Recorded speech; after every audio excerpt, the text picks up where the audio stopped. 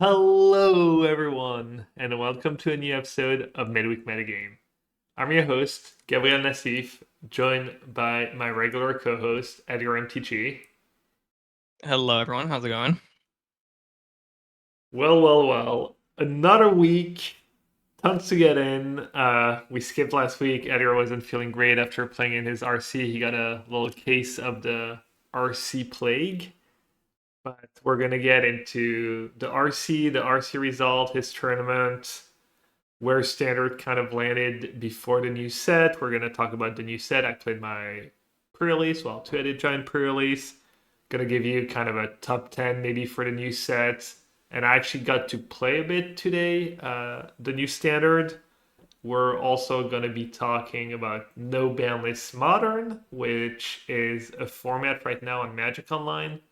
So that's been kind of cool. I've played a bit and mentioned a bit. There was like a cheating story on social media today, so maybe kind of remind people of how to navigate games in real life, how to protect yourself, protect yourself from cheating. At least the basics. Maybe touch on that.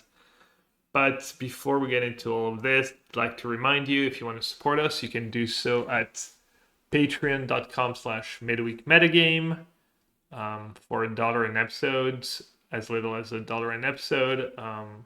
You can follow us on social. I stream on Twitch. You can also check out my sponsors, Ultimate Guard and TCG Player. Edgar is kind enough, just lets me shout them out every week now. And I guess you have a nice hoodie from nice TCG Player Ultimate Guard hoodie.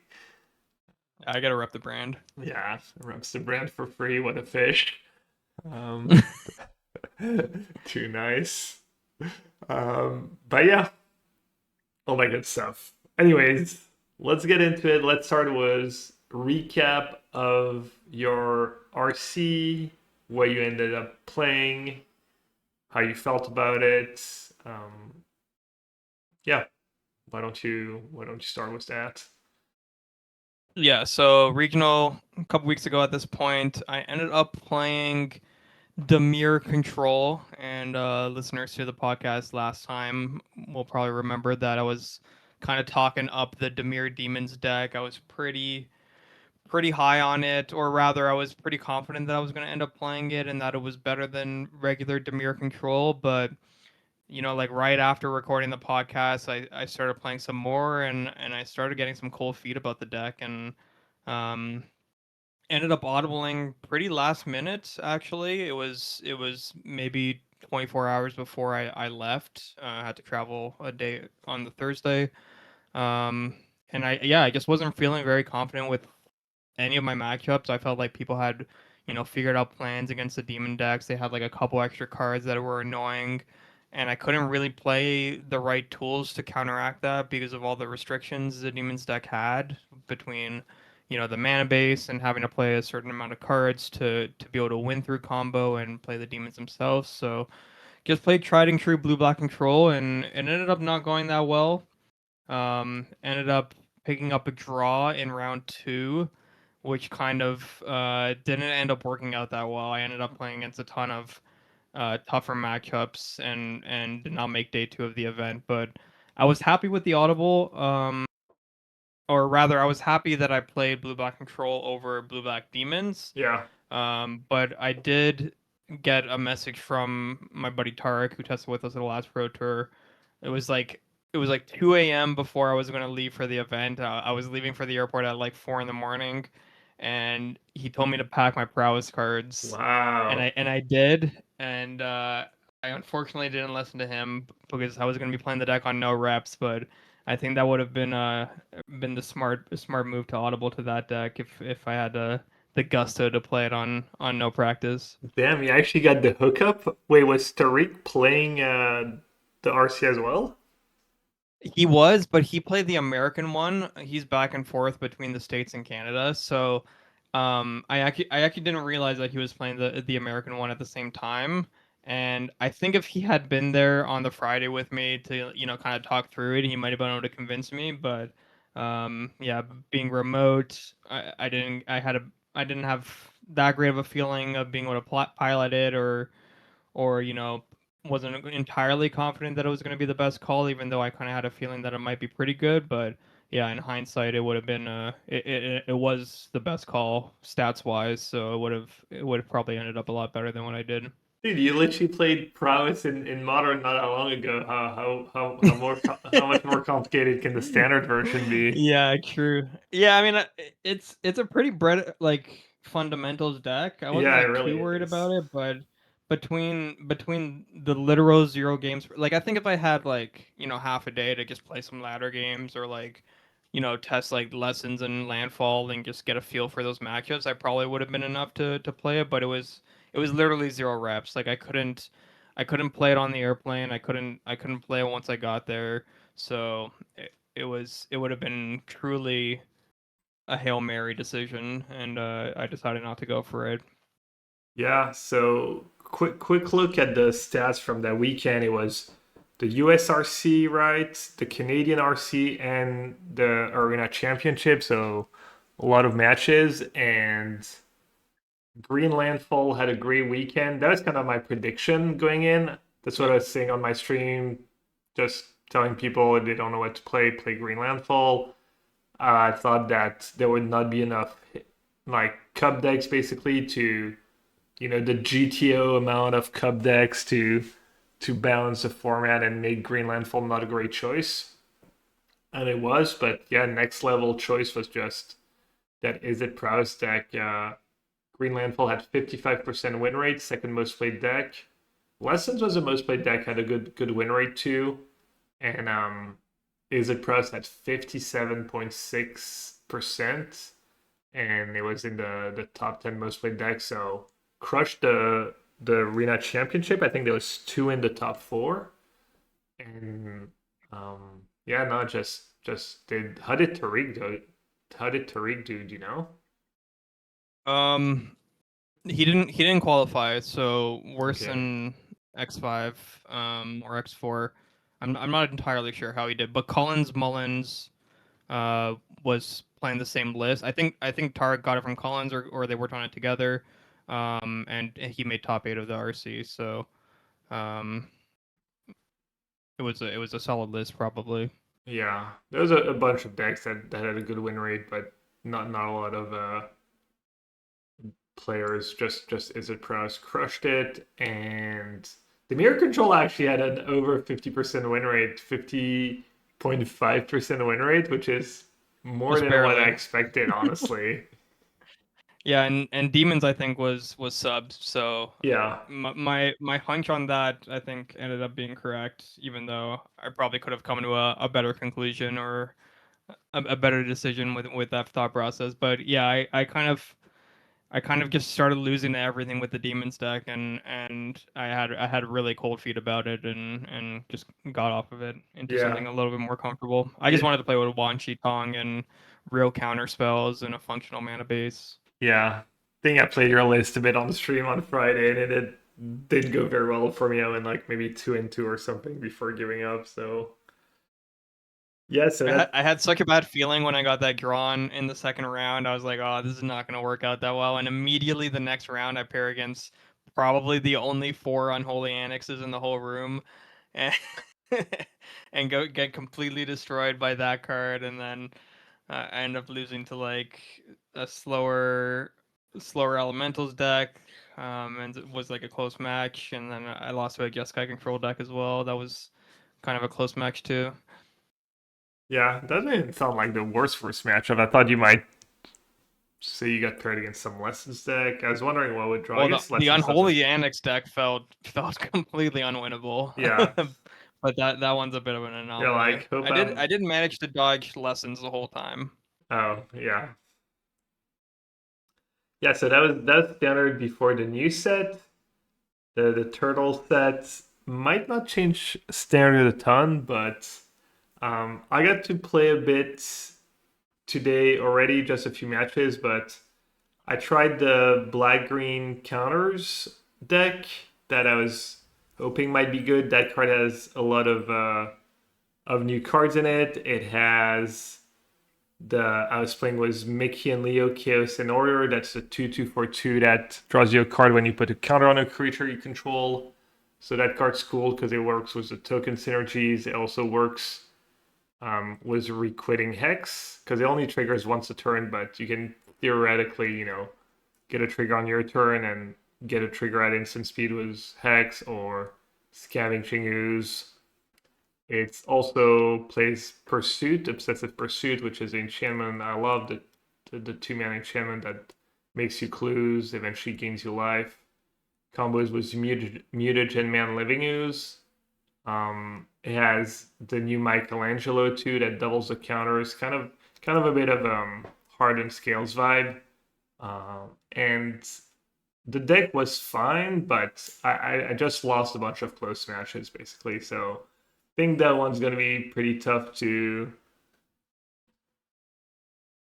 I don't know, it's gonna be pretty tough for that one to be competitive.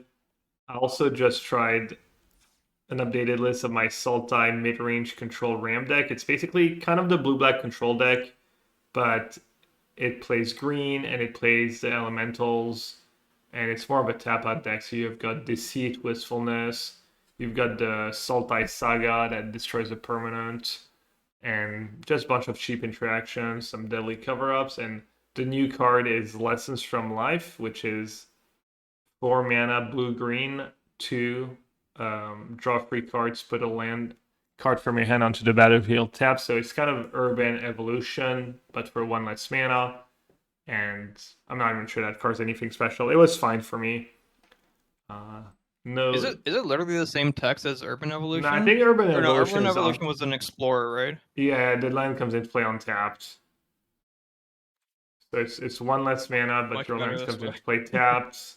Just fine. You have a few tap lands, surveillance, shock lands, so it's usually not that big of a deal. You don't have that many 1 mana spells, but yeah. And the deck that was impressive so far was the Ninja deck. It has basically all the new ninjas and Kaido. You know, the emblem becomes really good. The +1 ninjas you control get +1/+1 emblem. Uh, Dream Beavers, not a ninja, but that's the 1/1 for 1 black flying. When it enters, you lose a life, gain a life, scry 1. That card has been really good in the deck. It could be just good if you're still playing Dimir as straight Dimir. It might be worth playing. You've got the 1-drop ninja, the 1/2 that is pseudo unblockable. That can bounce one of your creatures for 2 mana if you tap it. That card was I've never used the ability so far, so it's just been a 1/2 for 1 ninja. Sometimes can't be blocked, so a little underwhelming. You've got the 2-drop Dark Leo and Shredder that sneaks for 2. When it deals damage, you get a ninja. It can nuke your half of your opponent's life total if you have 5 ninja when that triggers. That one's been really solid. The Turncoat, I think, is really good. I got wrecked by it at the pre-release in Two-Headed Giants. It was like twice we lost to that card. It was pretty gross. I think that card's pretty solid. I feel like you're gonna cast it for free mana more often than you're gonna sneak it because sneak 4 is a lot of mana. But that card I think is solid. And then the last Ronin's Technique, which is the one that puts free ninja into play. It's either 4 mana instant, put free ninja, or it has a sneak cost of 2. So you can go 1-drop, sneak that one into play, get free tokens. But more often than not, that one you cast a little later. And I had a bunch of games where I just attacked for 15 damage on turn 4 or 5 was Kaido Emblem, putting these ninjas and like one-shotting my opponents to close out the game. So unclear if it's better than Demir Mid. Not like Demir Mid was great or anything in standard. It did have a good weekend. It actually won like 2 of the free tournaments, I think, but the win rate wasn't that great. And yeah, honestly, the ninja cards and white cards have been pretty good so far. Yeah, this deck is giving me some vibes to the Pixie deck that we played at the last Pro Tour as well. Yeah, Just like a more aggressive but also disruptive Kaido deck. Um, Yeah, and like some of these new cards are pretty strong. I wonder if you could go more that direction too and still keep some of this, but the ninja synergy is obviously incredible, right? Like the Kaido just as a standalone card for standard for the past couple years has been powerful, even though it's very insular with the emblem. Like sometimes you would get value of Soulstone Sanctuary, but like I feel like even that would catch people off guard. Like that extra damage ends up being so relevant, or sometimes people don't even realize. And this deck kind of tunes that up to 11, right? You just have so many extra ninjas just passively, and um, when you just get that uninteractable emblem that boosts 3, 4, 5 creatures, that's an insane swing. Yeah, people were asking about just playing straight black ninjas, maybe Pixie, but Kaido was so good for me the few matches I've played today that I can't imagine that's better. Right. Yeah. Yeah, the Green Beavers is a card that I was gonna get to this when we look at the set as a whole, but Green Beavers kind of could fill that niche that Hopeless Nightmare was filling prior. That kind of felt like the issue with the Pixie decks is that you didn't have that, repeated non-combat damage that can really put your opponent either on the back foot and force them to make improfitable trades with their removal spells or their creatures into your creatures that don't actually give you value, or in the opposite scenario, when you've gotten in that early damage, it just gives you that late game reach to stop your opponent from stabilizing. So that's definitely a card I'm excited about. Yeah, yeah, and like I guess if you're playing white black, maybe what would you play? Play Cosmogrand Zenith maybe as your finisher, and the Scry one just adds up when sometimes all you need is that one extra spell and Right. one less land and stuff. So yeah, no, that was kind of impressive. Um, I didn't play against too many of the new cards, honestly. The one deck I played against was a Junt counters deck. Was the Mutagen Man Living Ooze, whatever it's called. So they were using, yeah, just they were playing Sentinel, so they were sacking maps for 0. They had Chandra. Kind of suspected they maybe had Tezzeret in their deck because they were playing a lot of 1 mana artifacts and Drum, Ruin Harvester, oh, whatever it's called, Dude, Tezzeret? Rust Harvester. They I were don't a know. They four had a color lot deck? of artifacts, and like when you think about it, every permanent they play makes an artifact. So you get it triggers Tezzeret, right? Obsessive Pursuit, the Sentinel. Oh, the colorless Tezzeret. Yeah, yeah. Okay, yeah, that makes It's sense. kind of cool with mutagen, man. You make like 3 or 4 maps. I don't know, free map or free mutagen tokens, free counters on Tezzeret and stuff. Probably a little clunky, but trying to think if I played against any other new cards. Not really, honestly. Not really. I didn't get paired against Ragdos Monument with Schoolboy Root. I didn't get paired against anyone just playing Affinity. Um, that's probably the next deck I'm gonna play. Played a bit of Affinity during early access, and it was powerful, but I suspect the straightforward versions are gonna be bad against Pyroclast and Iris Demonstration because all you do is make a lot of 1/1s or 2/1s or a lot of 1 toughness creatures.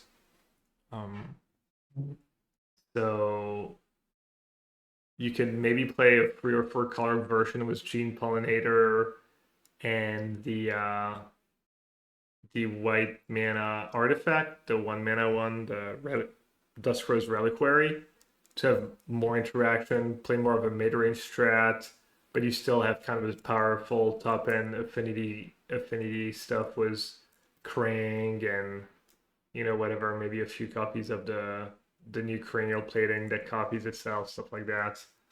Um, could do a little exploration there, but yeah, I don't think the straight affinity try to kill you is going to be good because I think you might be slower than something like Green Landfall, and you might just get wrecked by just a single sweeper. So you could play Spider Sense, I guess. Could play some Spider Sense main deck with Drum. Maybe there's something there. But yeah, I want to go over Yeah, a lot of some. Oh, sorry.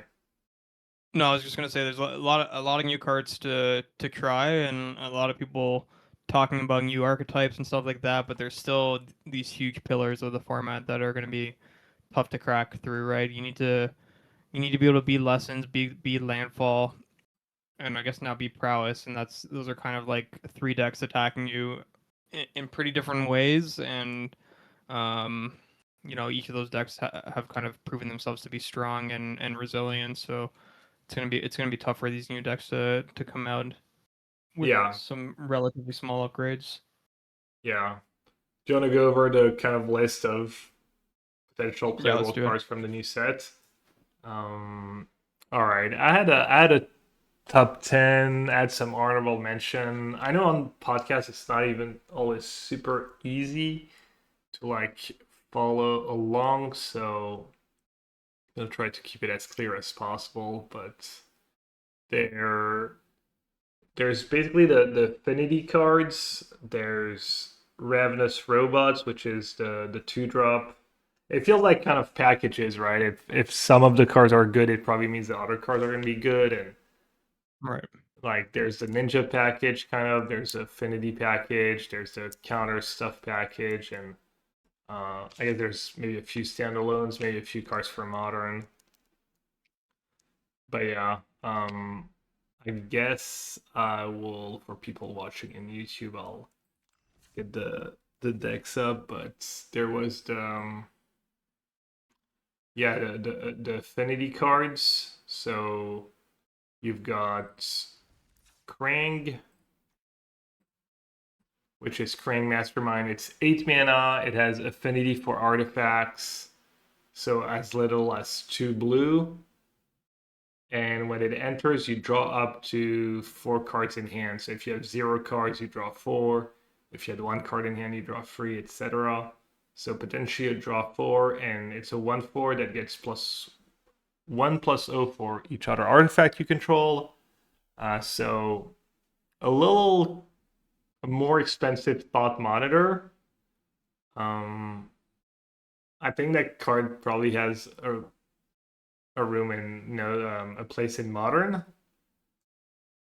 Yeah, I was gonna ask you about that if you thought that this was actually better or worse than Thought Monitor in the modern deck. I feel like I would play the first Krang and then I would play the first monitor and then probably play the second monitor over the second Krang, etc. And then maybe the second Krang over the third monitor, kind of go up like that, depending on how many you want. Having access to it was Emery, having a little diversity. I'm a Mm-hmm. fan. Maybe it's too fancy. Maybe you should just, kind of pick the best one sometimes. But um, I'm not even sure any of the affinity build these days doesn't play monitor. They're just all in on weapons manufacturing And and Kappa. yeah, Kappa and Pinnacle Emissary. Right. And then This you one does hit a lot harder if you can play it early, but you need a pretty strong draw to do that. Um, but this can hit for a lot of damage, even in the standard version that you have up on your screen. Like this can hit for a lot of damage pretty early. yeah, no, it can come into play pretty fast. You've got a lot of support in the set. You've got Ravenous Robots, which is the 2/1 for 2 mana. And this one says whenever you cast an artifact spell, you get a 1/1 artifact robot token, and it also has an ability to tap in a red to give your tokens haste. Um, Like so another pinnacle. yeah, so a lot of people were trying that during early access, including me. You play these 2 cards, you play Pinnacle Emissary, you play a bunch of 1-drops. The 1-drops are not that great. It's like Ginger Brute, Rust Harvester, Clockwork Percussionist. So there's the new one too that kind of protects your stuff, but it's called Fugitive Droid. So not the most exciting, but I guess you got to play some.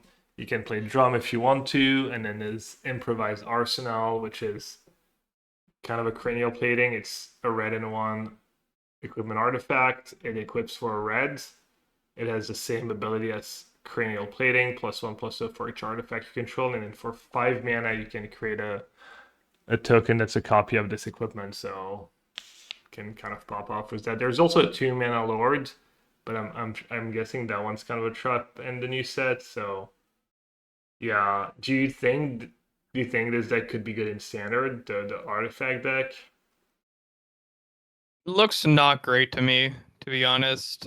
I feel like this is the type of deck that would be bad against like lessons and probably the green decks too. Um, I certainly think this is the type of deck that if it ever was good, it would be for a very small amount of time because it seems fairly easy to adjust towards. But I mean, it is a lot of new cards. Emissary redundancy is an appealing thing, just because that felt like the strongest part of even the modern version of the deck. So having access to kind of 8 of those and make your explosive draws better is appealing, but I doubt that's going to be good enough. Yeah. Also, someone gave me a pretty cool list. Was even more of the new cards. It was playing green for Gene Pollinator, and then it was playing a bunch of the new 1 mana artifacts that untap your creatures. So you would make a bunch of mana of Gene Pollinator while adding artifacts to the board. Was Emissary, and then that version has a Does Machine in it. Um, it also had the Lady Octopus, had Boomerang Basics, but Does Machine is another card that maybe won't be played in standard, but could maybe be better in modern. It's the saga that costs 2. You mail 2, draw 2, then discard 2. So it's a lot of setup for, it could be set up for a reanimator, it could be set up for an artifact deck. You could even maybe play it in Is It Lessons. The second level, you pay 2 mana, you get back 2 artifacts. And then the third level is 5 mana, and you get kind of Tezzeret Emblem where at the beginning of combat you just turn one of your artifacts into a free. Well, you put free +1/+1 counters on an artifact, turn it into a creature. So kind of setup, card advantage, win condition, all in one cards. I don't know if you've seen any lists or anyone do anything cool with that, or I haven't seen it in like a dedicated artifact deck like the one you're showing right here. I think this card is potentially very strong though, just because that first ability seems like that's a lot of selection for one card, right? Like mill two is relevant for a lot of decks, and then draw two, discard two. You're down a card, but you get a good amount of selection there. Plus, if you can take advantage of the mill at all, that's some additional value. And then if you can use any other part of the buffalo here, that's a whole lot of extra text to add onto one card. So this is one to look out for, I think. But I'd be more excited about playing it in a deck that maybe plays like a few artifacts that can maybe take advantage of the level 2 even just for one card, but really takes advantage of that first ability. yeah, it's a nice setup for lessons. You get a bunch of Hmm. lessons in the yards, and Yeah, and just maybe that's exactly it, right? Like you just play it, set up your lessons. Like sometimes you got to do something with monument in play, but then also sometimes they kill your monument, and then you can use level 2 to get it back. So that could just be the perfect home for it. yeah, I wonder if there's another artifact that would make sense in Is Lessons besides monuments.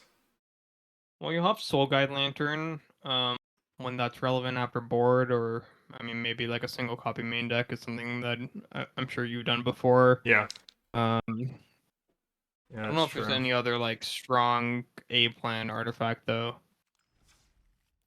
Yeah, I'm not sure either. I haven't really thought about it. Yeah, it was.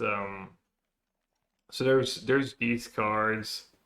Um, I made a kind of a top 10 video for YouTube, and I think my number one pick is pretty bad, but my number one pick was Mikey and Leo Chaos in order. So that's the one I was playing in the counters thing. It's high. Oh wow. It's like a hybrid white or green, hybrid white or green. So you can cast it for 2 green, 2 white, or white and a green. So 2/2 for 2 legendary, and when it gets a counter, or when one of your creature gets a counter on it, you draw a card, but only once a turn. And reasoning was like old Cope was a counters deck. It potentially goes in mono green landfall. it potentially goes in like a white deck. It's also maybe good in modern, and I don't know. But I picking number, you're the best card as a 2/2 legendary that just dies to shock or push or hex is like probably really Yeah, loose. I was gonna say that it's a pretty bold claim, I think, just because of how fragile it is. Like, you really need to get at least two cards to be happy with this, right? Yeah, Two cards plus they kill it, or it trades with something on the battlefield, and it being legendary, it being potentially hard to cast depending on what deck you play it in, and requiring other setup in order to get those cards. It's a lot of hoops to jump through. yeah. My second pick was Cool But Rude. That one's really powerful. It's the 2 mana red saga that I just hate talking about cards on the podcast. I feel like it's so hard to follow along, but hopefully people know what Cool But Rude is. Yeah, so it's a class enchantment, and it just says when you attack, you discard a card and then draw a card, and then if you level it up once, whenever you discard a card, you deal 2 damage to your opponent. I forget what the loss ability does, but it's less relevant. Just It's like lets you rummage when you attack, and then it does some damage in the late game. yeah, the last ability is the weird tutor. Forget the name of the card in red, but it's a red and one as well. And you search your Oh, it's library for a gamble. card. Yeah, gamble. You search your library for a card, put it in your hand, and then discard a card at random. Um, Honestly, that's a strong relay too. I said it wasn't super relevant, but that's definitely gonna come up in some games as well. yeah, yeah. So that card seems like it was slot perfectly into that Ragdos Monument deck. I was not super impressed by that deck when I played against it, but people started splashing blue for Riddler, and Hmm. I don't think it had a good finish in any of the big tournaments.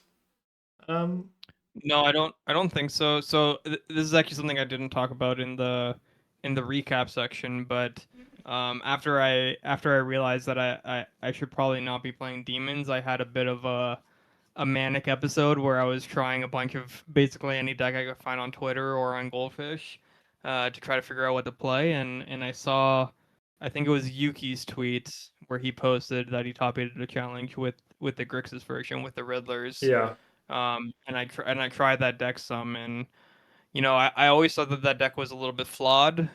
Um, it just kind of didn't have enough of the pieces to consistently put things together. Was kind of reliant on Moonshadow and the 3/1 elf, I think. Um, but Riddler kind of helped a little bit. I felt that version of the deck was stronger than the previous versions I had played, but still not close enough. And I'm excited about this card to maybe give that deck another shot. I think that this is going to be a great addition to the deck. yeah. That's another card that could also just be good in straight lesson. People were asking me about that a lot during early access, and I wasn't sure. It didn't strike me as really what you wanted, but um, This one doesn't seem good to me in lessons. I think, like, it's good with talent. I don't think it's actually good with Gran. I mean, like, it functions with Gran, but like I think you're kind of getting a little bit too much of a good thing, and you're kind of polarizing your draws a little bit there when you're considering Gran. And I think people have already, kind of come down on talent for the most part.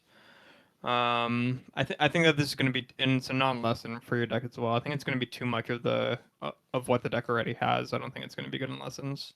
maybe it'll be a good game one card when you're just trying to goldfish. Maybe in the mirror, it's like you just kill your opponent before they can kill you. It's like kind of extra copies of monuments in a way.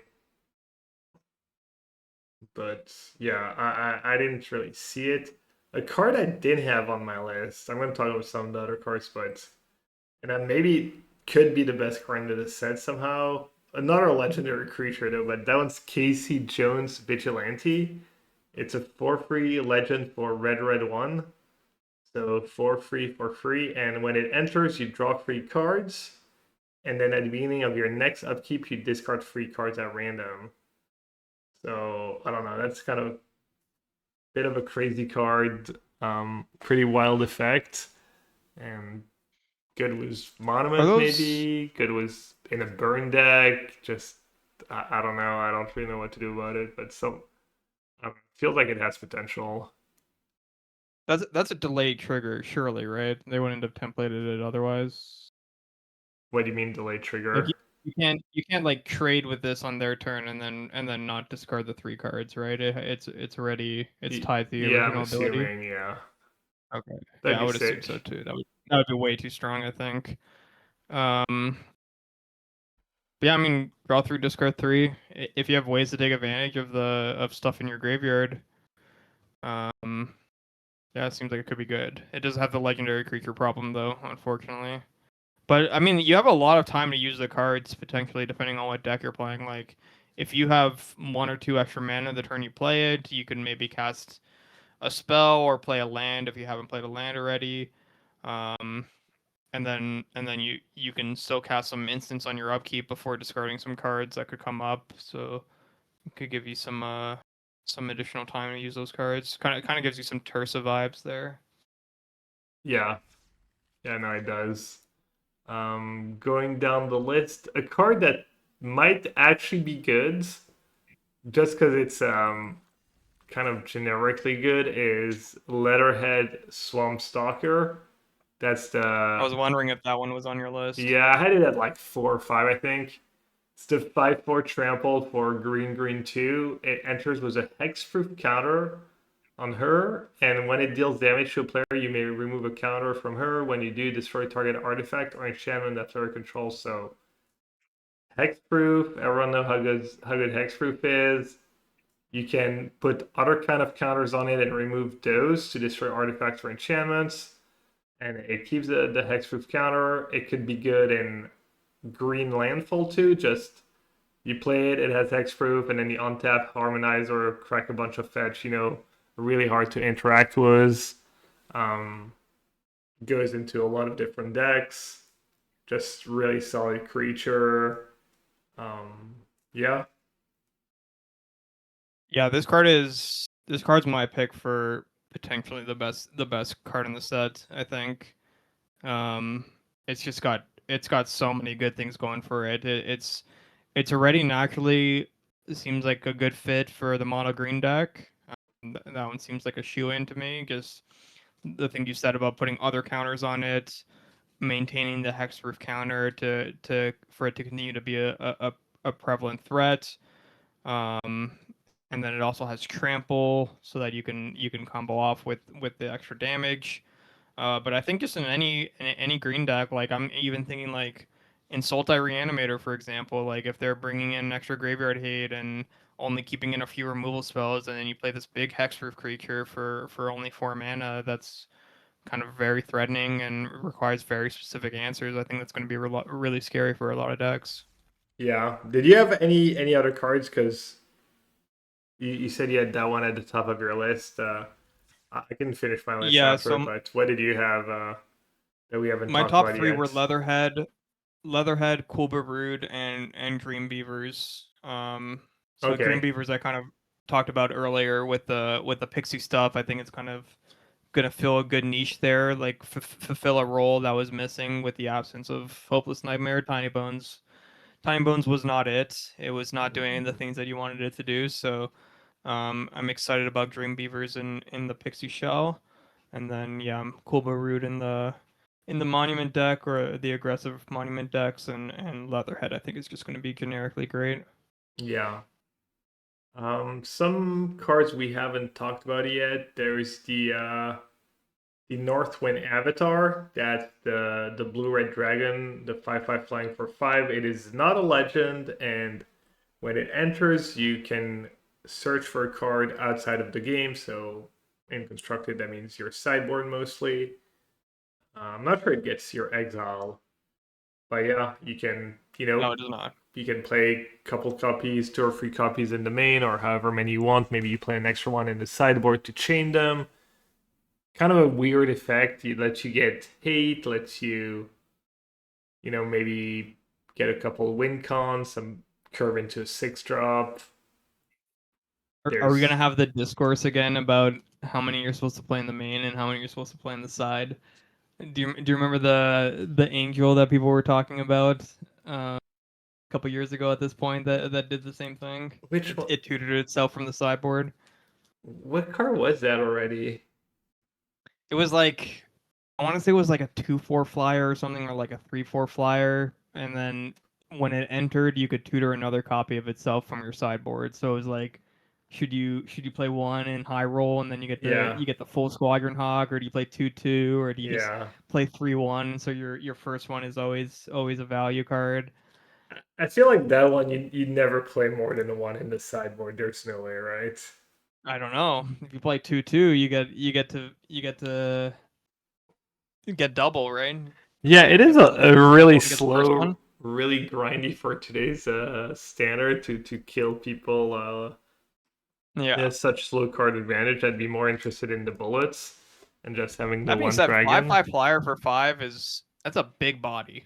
That is that Yeah, is a like it dodges a lot of the removal people play. Like people are playing 4 damage removal like Sears and stuff to kill Myform Harmonizer in the 2/4. 5/5 is big. yeah, Um, but I don't know what kind of shell this would go in. I don't think it currently has a home yeah. basically anywhere. Probably just got control. True. Um, Although you would probably tutor up a real win con, I guess. Or maybe not. I don't know. Yeah, maybe it's okay. oh yeah, we're actually so we're recording for the podcast for YouTube and we're recording live on my Twitch and Peter in chat says Omni. So I guess it does bounce rolling What's the just omniscience, I guess, kind of you play missions. Omni and then you can kind of go crazy with it. Yeah, and it bounce rolling Dragonstorm too. Kind of cool. Yeah, that's kind of interesting, right? Because you can so it is a win con by itself when you have Omni, so like you don't need to like find your meringue or whatever. Um, I'm sure there's something you could play in the sideboard that would take advantage of an infinite. Um, And then the games you don't have Omni or like post board, for example, then you can just like kind of do the value thing and kill them with flyers and beat down with some 5/5s that tutor other copies or tutor card like a card draw spell. Yeah, that could be good. He even has a list for us. Oh, you play Draco Genesis. 8 mana, you may cast dragon spells without paying their mana costs. So that's just a Also, that's just bad more omissions, right? Omnis. Yeah, it was just additional copies, I guess. Yeah. That is very all in. Even has Besiege the Mirror, what? Was a crazy mana base. That version is really just turbo. Like I always have combo on turn 4, but just super glass cannon, I guess. I don't know. I'll have to try it on stream. And that's Kona, obviously. And then a bunch of bloops, yeah. I doubt that's what makes Omni playable, but you never know. Speaking of dragons, there's like Go Ninja Go. That's the white red spell for 2 mana that works well with um, Shiko. So it's like you choose one or choose both. It's a deal damage card, right? One of your creatures deals damage to another creature, I think only, not any target. And then you also blink a Yeah. creature. So it works with Riddler. You can blink a Riddler for 2 mana. You can blink your Chico, so basically you kind of get a free removal out of it, which is not the most exciting, like free conditional removal. And then it also means you need something else in your graveyard, because when you blink your Chico, you get its trigger again. But if you have nothing else to copy, then you're not really gaining anything. So that one, yeah, feels like it would go into a Chico Riddler deck. I think it's a little too much, too many conditions for that card to be good. Yeah, the issue I could see with it in the Shiko kind of mid-range or control deck is that you wouldn't really be able to take advantage of the removal spell that well, I think. Because you do need to get into the yard to do the Shiko thing, and Yeah, the ideal way that you would do that is by casting it as a removal spell, but that means you would have to have a creature. I'm not sure how big the Spider Gwen is. That's a card that people have been playing in the deck. So maybe you go like turn 2 Gwen, turn 3 Go Ninja Go, or like turn 3 removal spell and then turn 4 Riddler plus Go Ninja Go. But like that's 4 mana to like do the blink thing is kind of a lot, I think. So Yeah, and it's a that would be my biggest sorcery. worry about that. Yeah, that Oh yeah, it's a one's sorcery too. Yeah. yeah, that one seems a little rough. What's not a sorcery is Death in the Family. That one's not super flashy. It's just black and one instant speed. Exile target creature that costs 3 or less. Not a ton that you need to exile. There's a couple enduring, the white one and the green one. There's that elf, the free one elf for 2 that people play in the Ragnus Monument deck. Not sure if there's too many others where the exile is super relevant. I'm sure there is, and I'm forgetting, but it Some 4 is. mana creature that unfortunately misses. Yeah, It's a pretty awkward. The Smother is a pretty awkward removal spell in current standard. I think it's kind of the type of removal spell that it's nice when it lines up, but I feel like it's going to end up being awkward more times than not. yeah. Next, a card I haven't seen in action. We actually had it at the pre-release. We had like a copy in each of our giant decks. Was the one of the techniques, the green one, Michelangelo's techniques. It's 5 mana sorcery. You look at the top 8 card of your deck, and you put up to 2 creatures into play that cost a maximum of 6 mana combined. So you can put 1 6-drop, you can put a 4-drop and a 2-drop, a 1 and a 5, a 2 and a 3, etc., etc. And it also has a sneak mana for if your deck can do that. So I feel like that card is well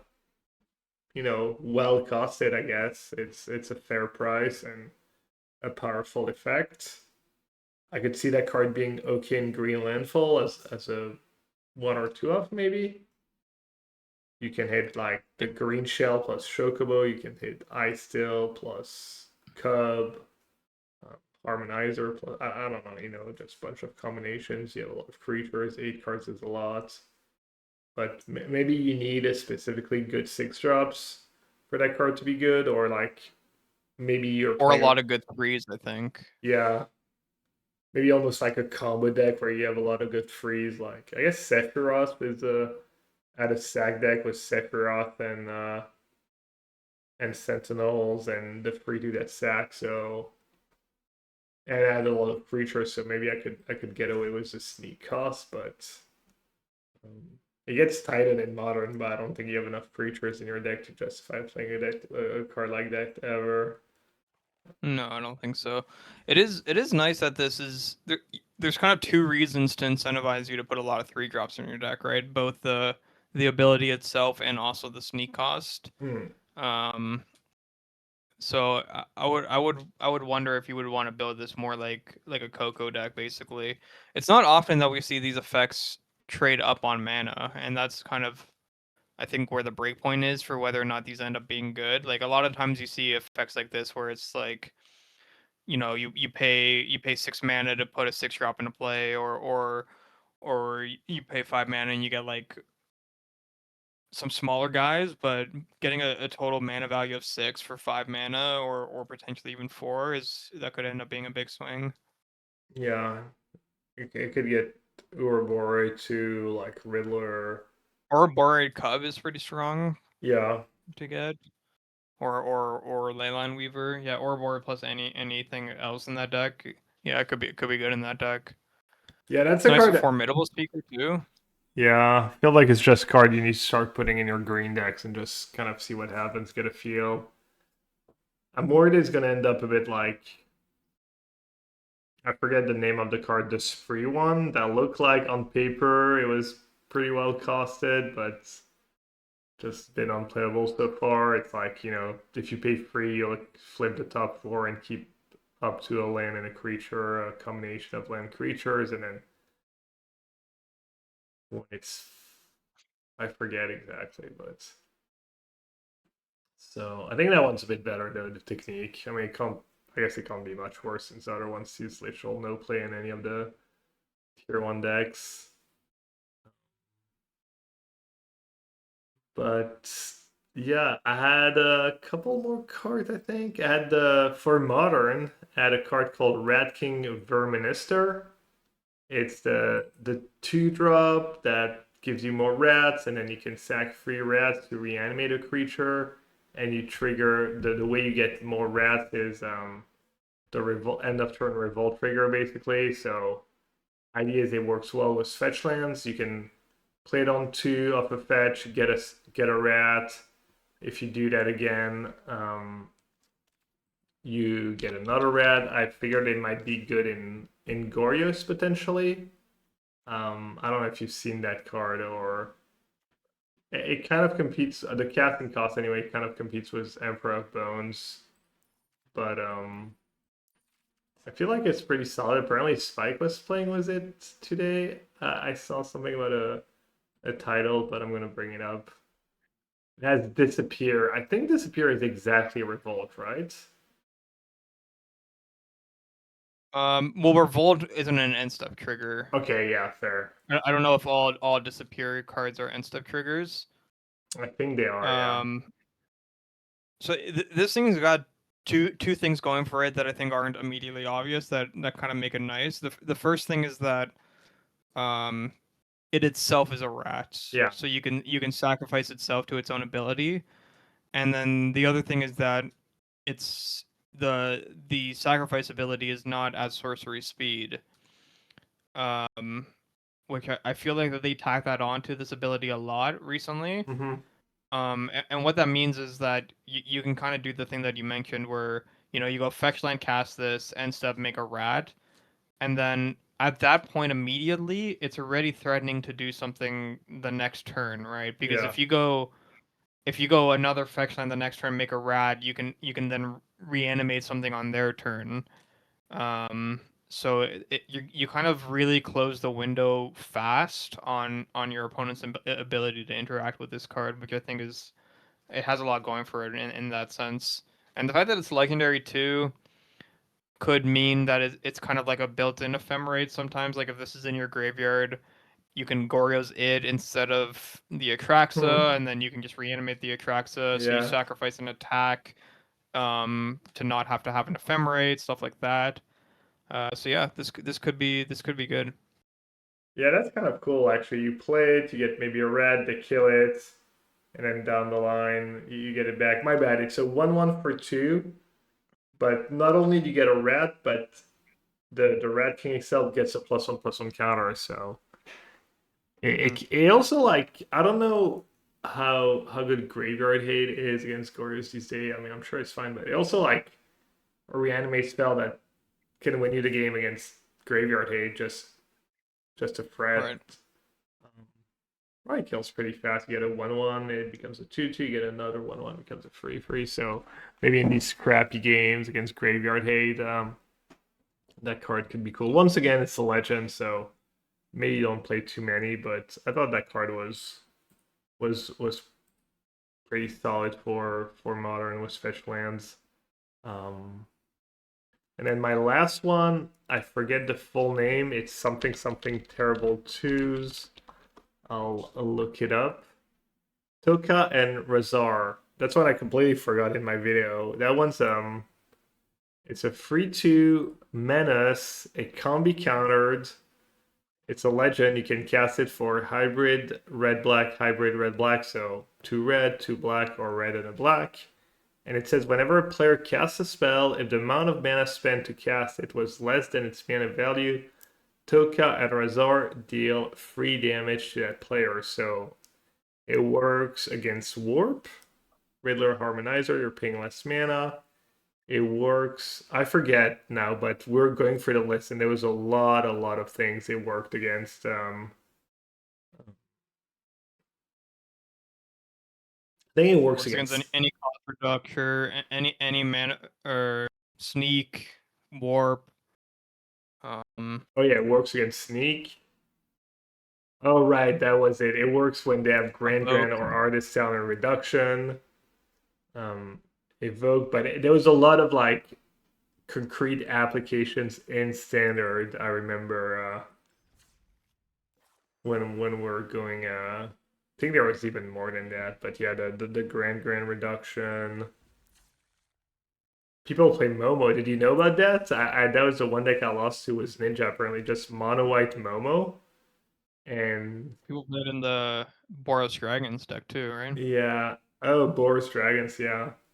Um, there's Momo. So it's a mono white deck where they play Momo. They play the warp creature that tutors for 1 drop. They play Fable, the new Fable. That card was kind of sick. They got me. They play Drum. They play Cosmo Grand Zenith. They play Pixie. So you like the kind of nut draw is to go turn one Momo, turn two you play the warp card, get a Pixie, bounce it to your hand, and it just gives you like infinite cheap drops in the early game and stuff. And um, The Night Draw's a free 2/2.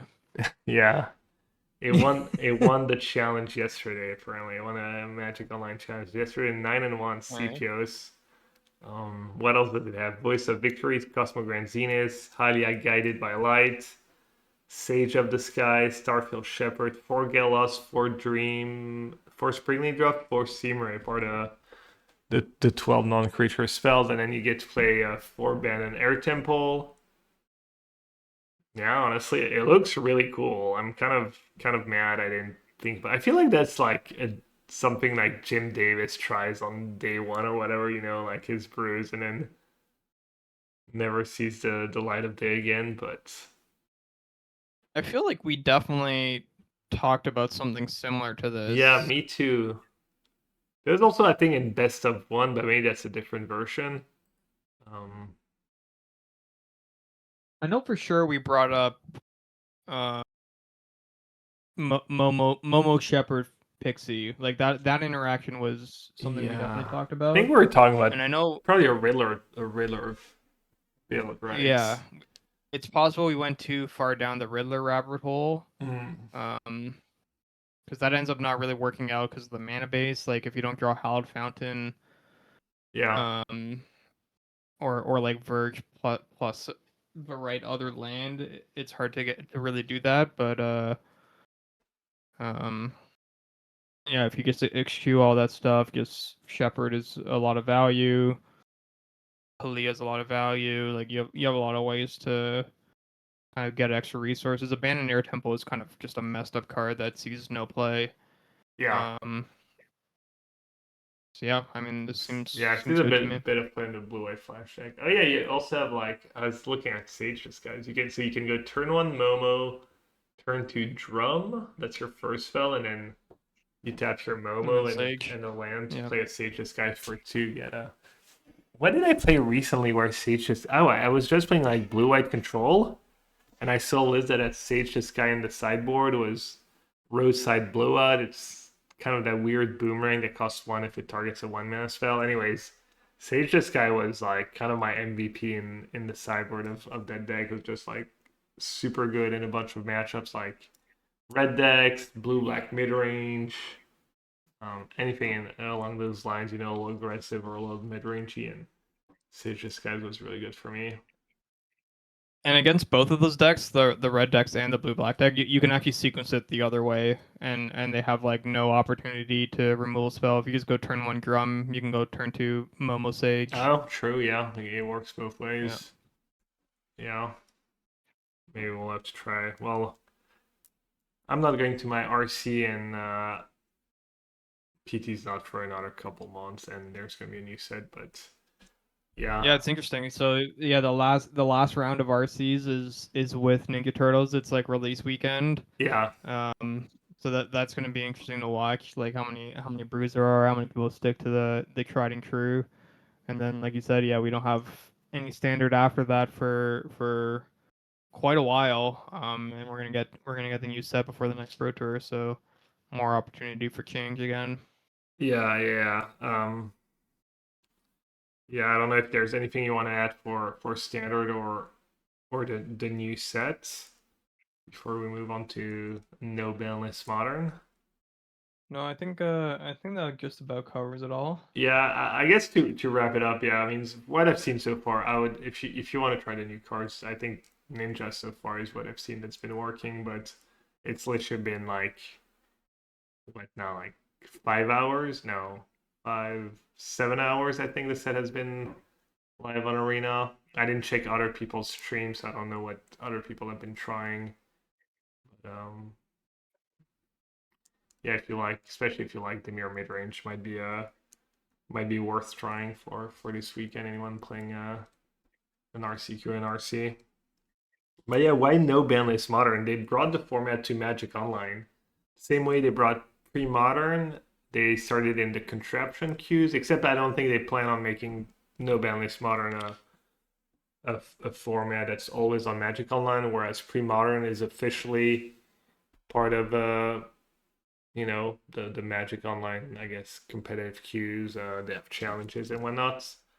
But I've been playing a bit, and I'm not sure it's gonna be my favorite format, but I've had fun so far. It seems like Nadu's just the best deck from what I've seen. I've lost to it a lot, and it's just like super strong, super consistent. Apparently, there's gonna be What is the some deck? no banlist modern What does the deck play challenges. that besides Nadu that's like super broken? Does it play like Deathbright Shaman and I think they've heard I saw some people play it. I don't think it's very good. I think maybe I want to say one of my opponents had Chrome Mox. I'm not sure that's super great in the deck either. I forget now, but I think it was. I think one of my opponents had Uro in the deck, but now it's mostly just Nadu.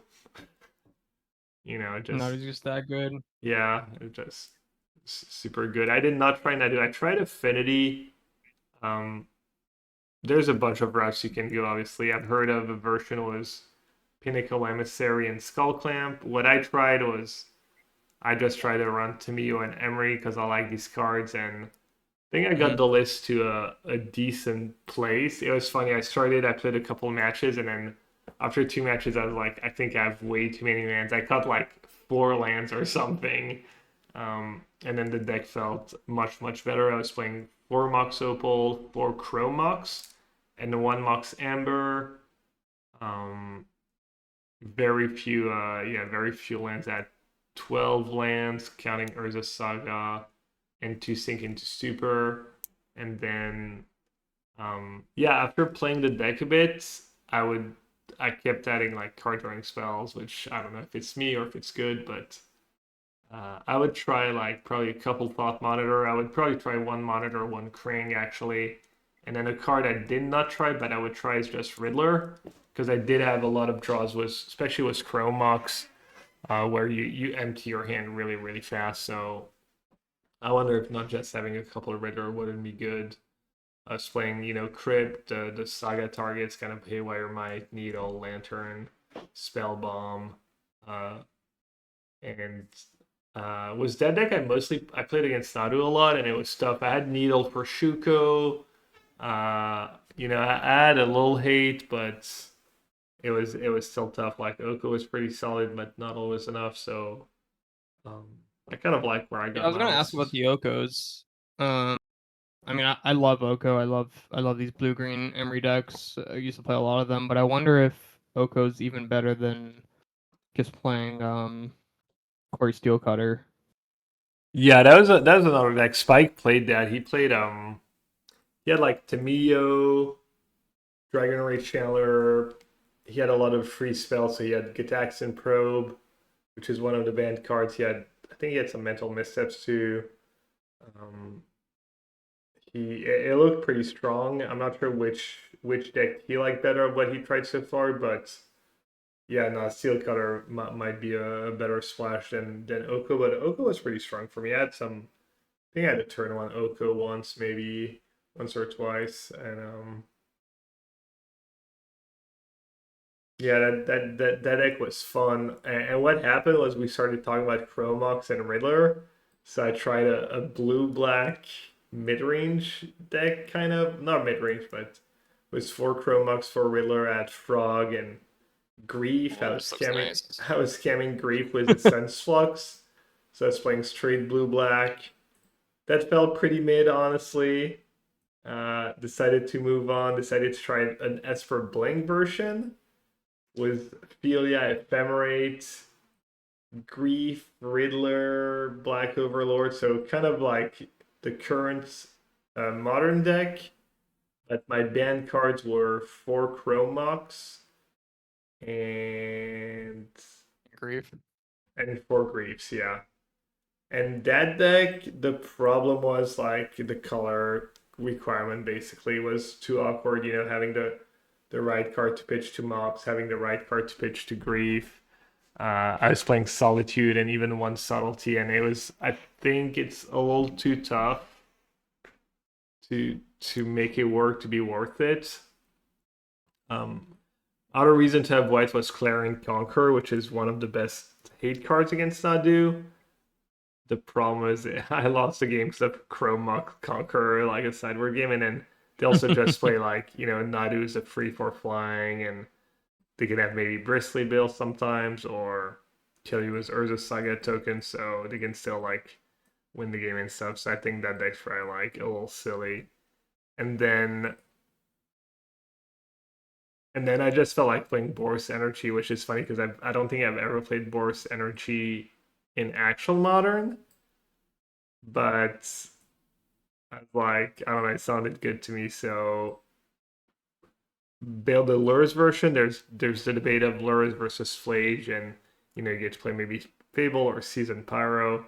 I decided to go Lures, and I got my first no ban list modern trophy was good old Boris Energy Raptor.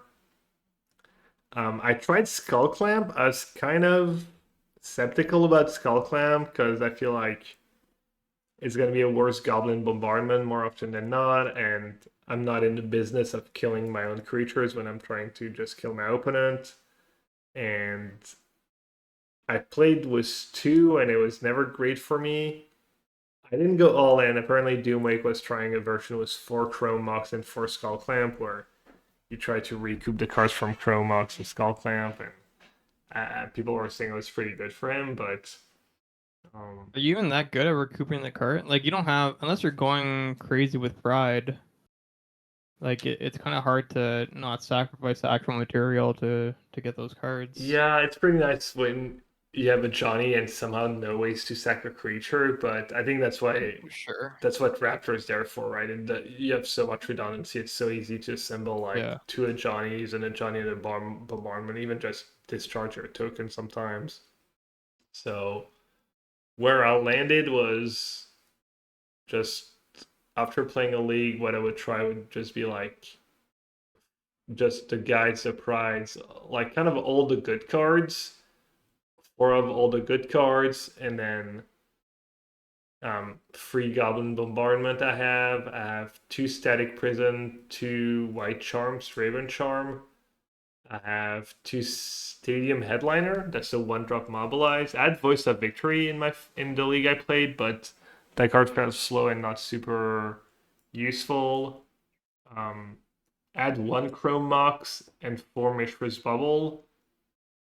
And the Chrome Mox was hit or miss. It was really good one game. It was bad sometimes. The bubbles I think are nice. Was Fetchland, was Lurus. I feel like you need some, but there's also like not that many cards I was excited to play, honestly. Once you play 4 of all the good cards and a few of the reactive cards, there's actually nothing I was super interested in. And then I would try one Seal of Fire. Someone mentioned that. That's kind of cool. It's kind of cool with Loros. It's another red permanent. It can shoot your own token, be in play. Not a bad hit of Raptor. But yeah, that Pretty seemed. good hit off Raptor actually. Hmm.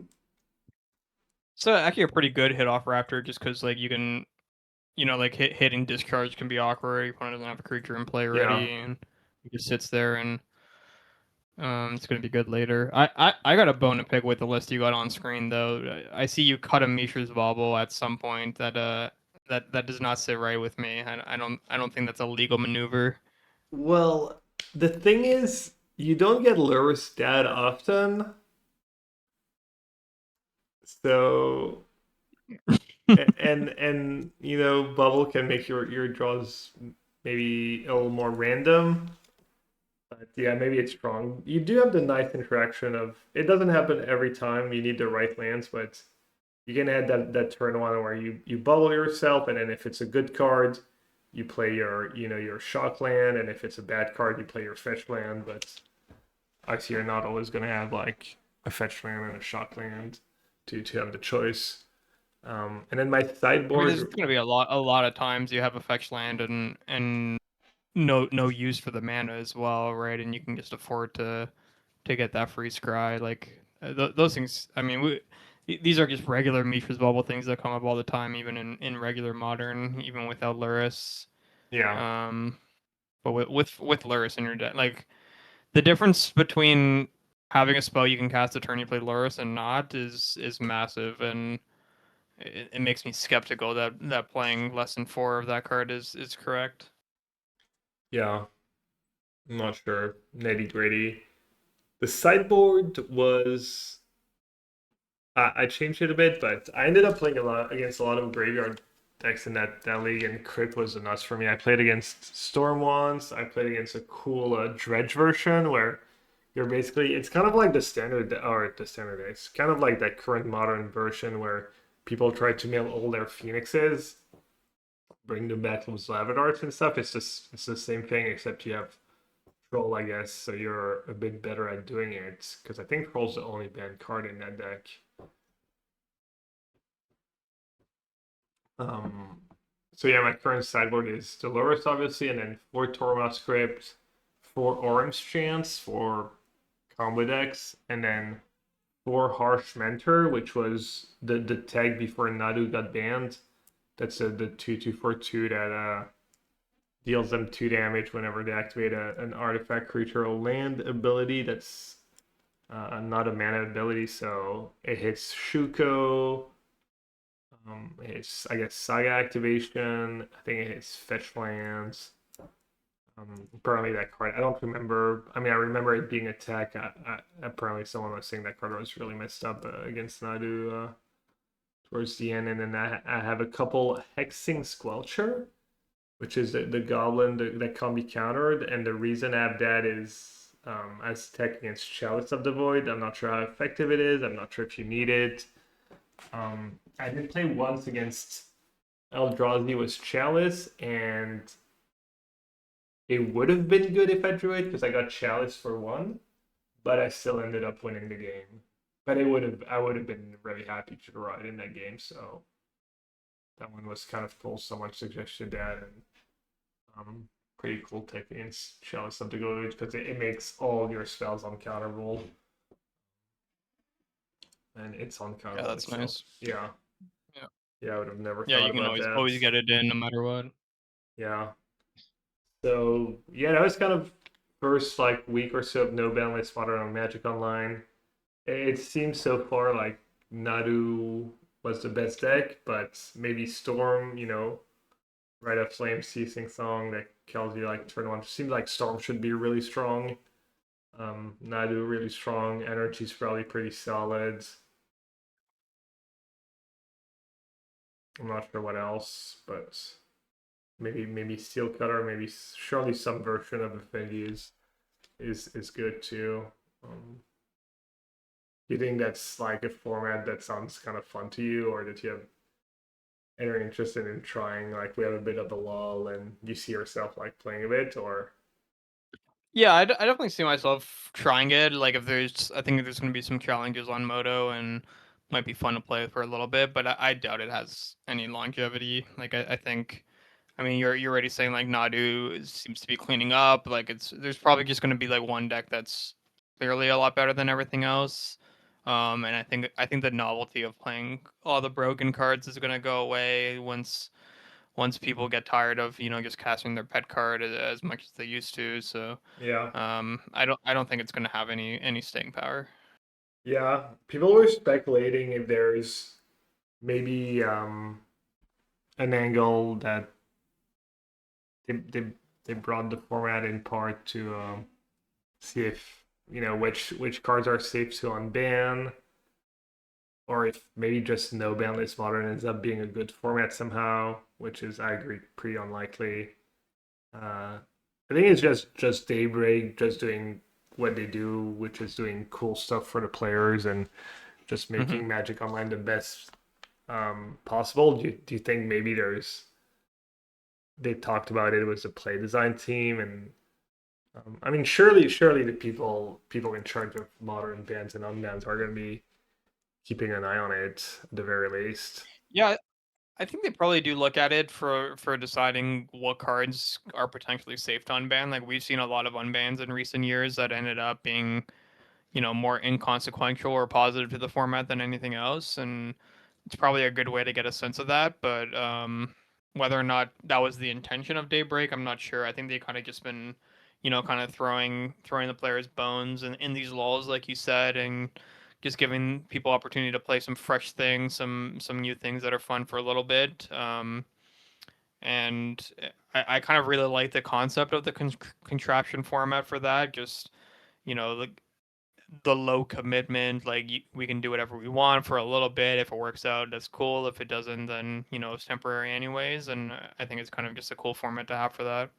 Yeah, they used to have like set roulette. Sometimes people used to organize set roulettes, which is just kind of free sets at random, and you play block constructed. One format I think would be fun for me or maybe for other people too is just old Pro Tour formats. Just get to replay,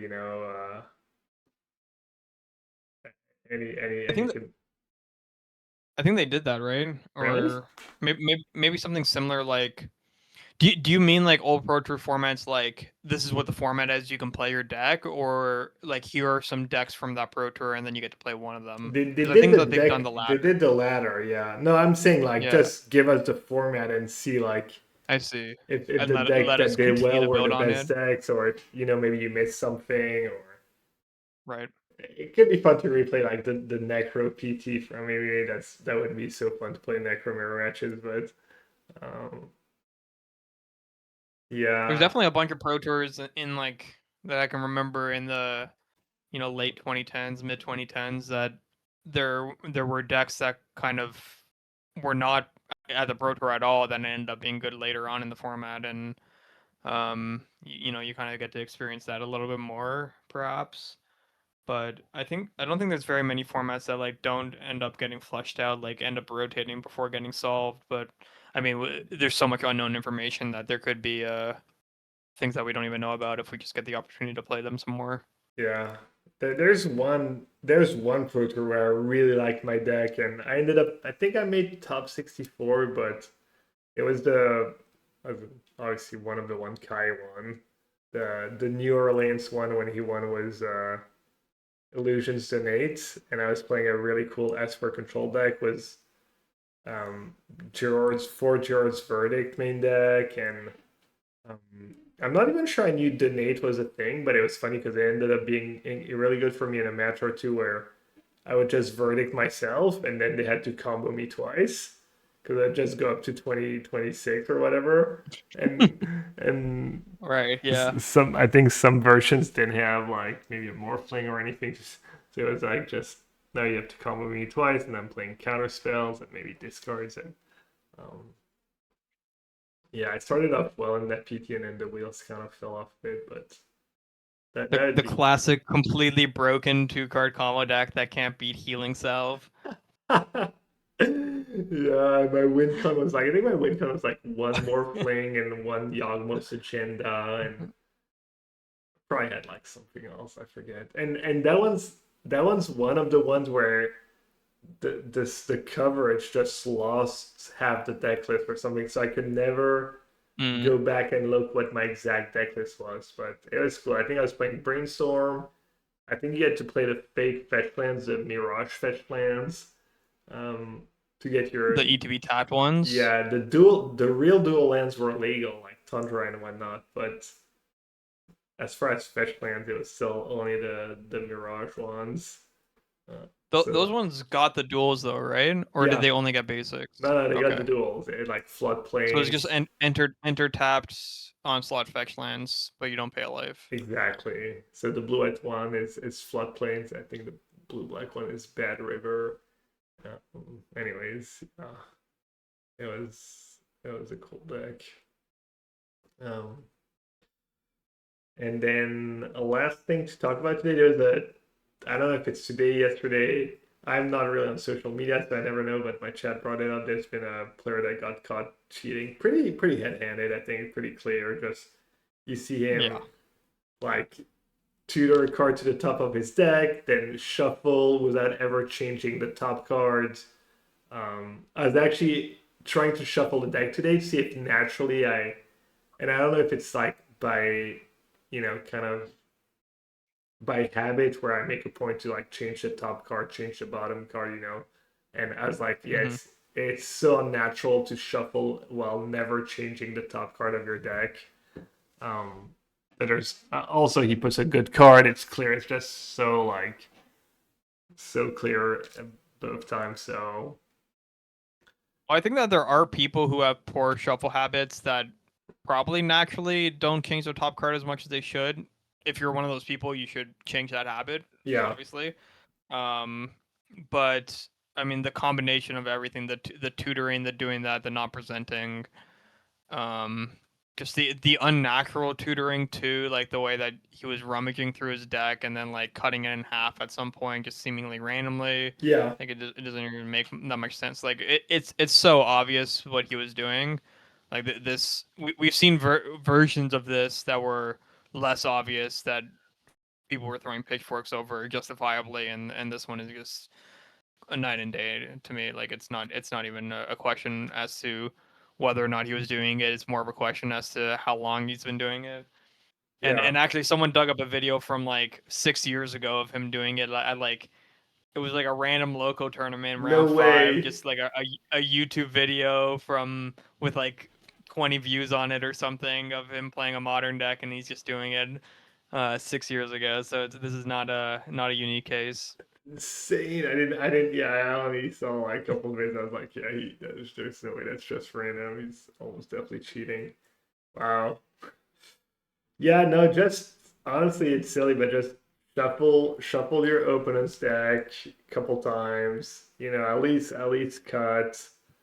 Um, Make sure they're not looking at your deck when they shuffle it. You should do the same thing. You should kind of look away, not make it very clear that you can't see the bottom of your opponent's deck when you're shuffling. Hmm. Um, Actually, one thing that I do personally with my shuffle is that I end every single one of my shuffles with a cut. Like when I'm giving it back to my opponent, their deck, I do it as a cut, yeah. and I think that's kind of just like a good courtesy that I wish more people had to just kind of be like, I didn't do anything to this. Like here's your Mm, deck. Like obviously it's not you could manipulate the middle or whatever, but like it's clearly more difficult, and it kind of gives a little bit of peace of mind there. yeah. No, there's that. What else are there like kind of really basic thing to protect yourself as far as this goes?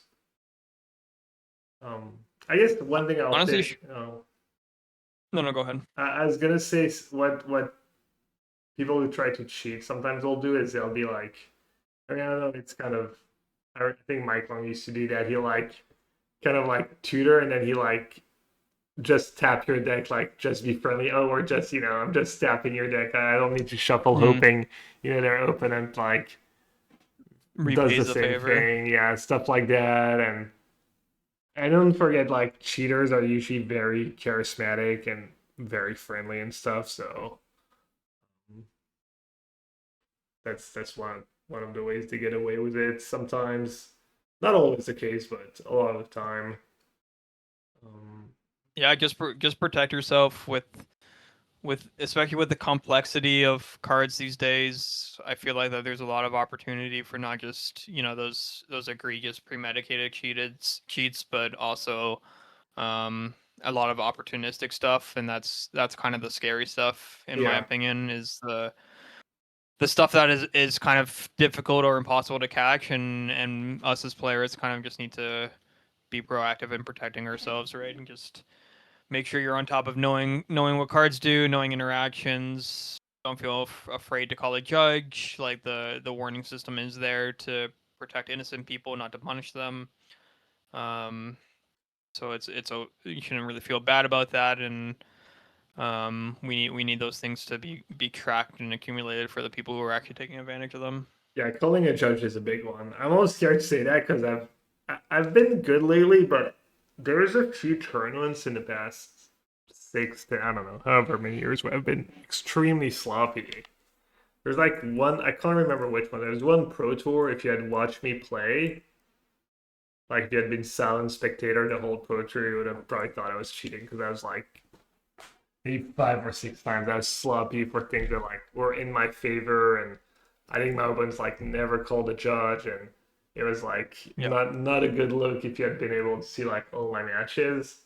Um, but Yeah, that was me at this most recent Worlds, actually playing the Lessons deck. Like I had a few infractions and a few things that I tried to do that were in my favor, and just because of the complexity of the yeah, games, like, you know, playing like a really long game with artist talent in play level 2, and then you kind of get in your head that your spells are one cheaper, and then you play the next game and you like try to cast a spell for one cheaper, and it's just like, those things are can look bad. But yeah, I just encourage my opponents to call a judge and give me that warning that I deserve. yeah. We're all kind of like terrified. I don't know if we're all terrified going into that tournament, but we're all worried about so many triggers, so many you can miss. I was actually proud of how cleanly I played and crisply, and I don't think I like messed up anything. I can't remember now.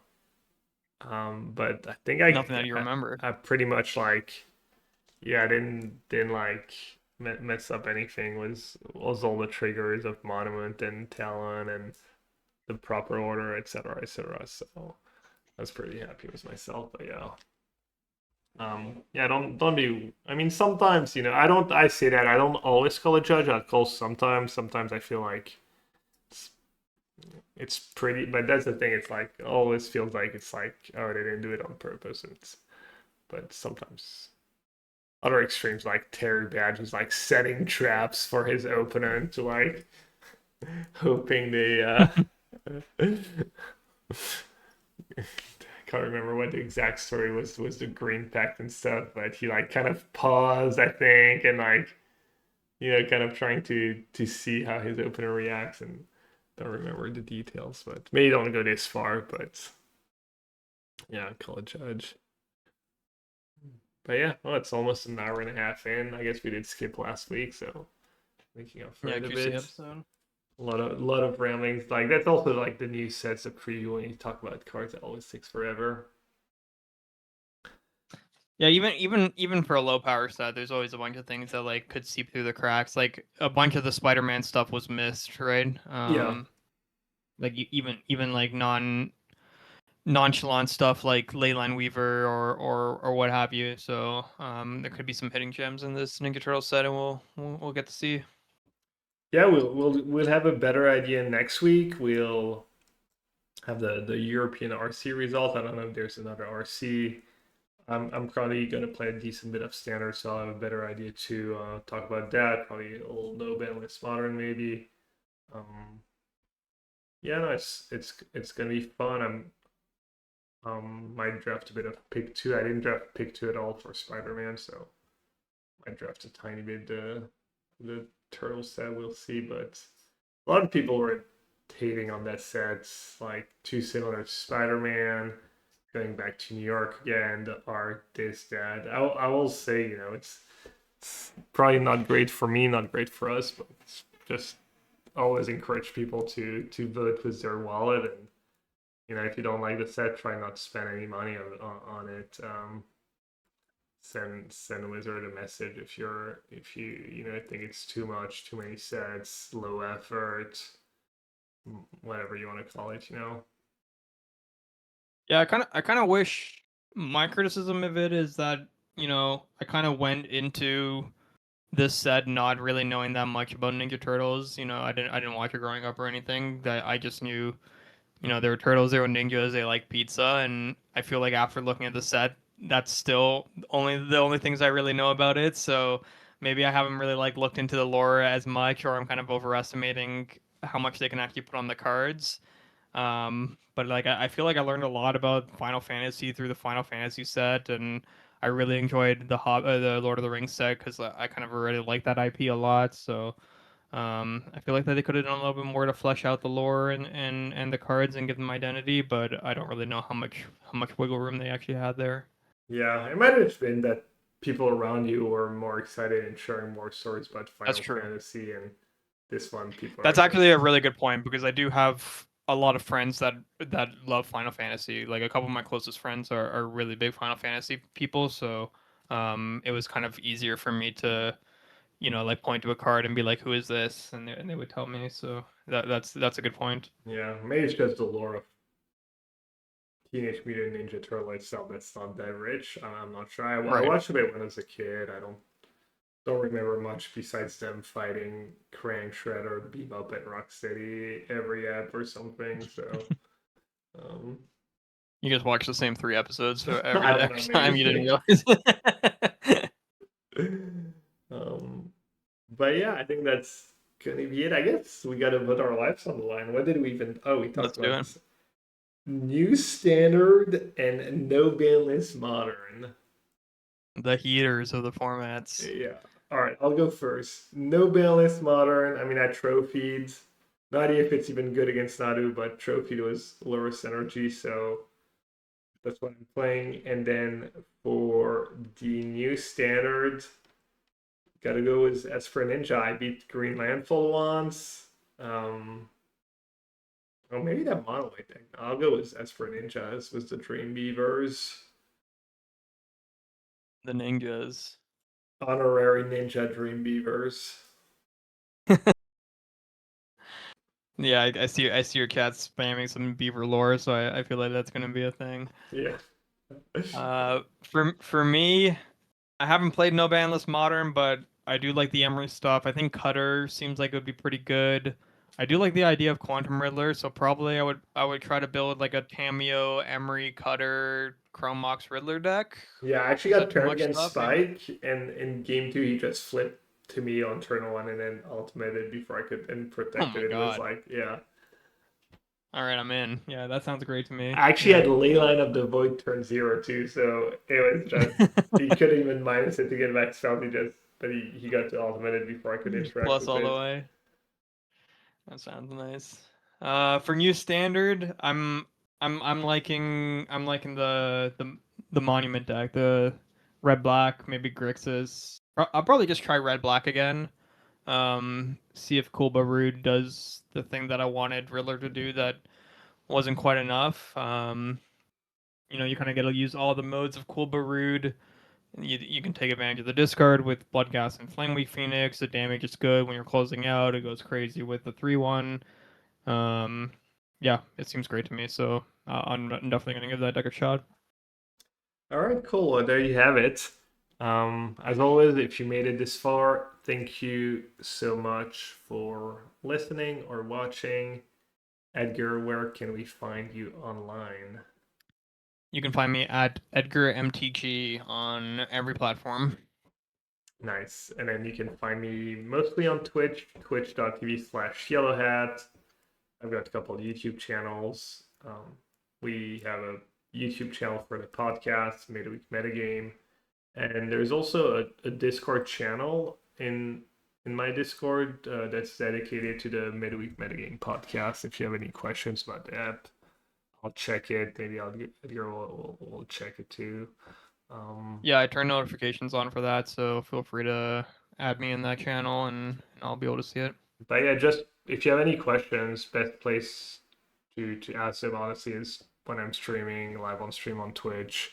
Come and ask, and I'll be happy to discuss, answer anything. Um, but yeah, hope everyone has a great rest of their day, their week, and we'll see you next time. Take care, everyone. Bye, everyone.